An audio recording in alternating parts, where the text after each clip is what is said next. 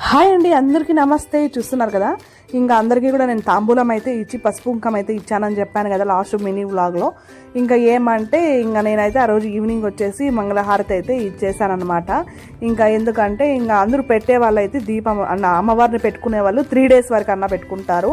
లేదని అడుగుంటే ఇలా 1 day వరకు పెట్టి ఈవినింగ్ అనేది అమ్మవారికి ఎర్రనీళ్ళని దిగదీసి దిష్టి తీస్తారనమాట. ఎందుకంటే అమ్మవారు మన ఇంట్లో కూర్చొని ఉంటుంది కదా, అది కాకుండా ఎంతమంది అంటే అంతమంది వచ్చి అమ్మవారిని చూస్తుంటారు.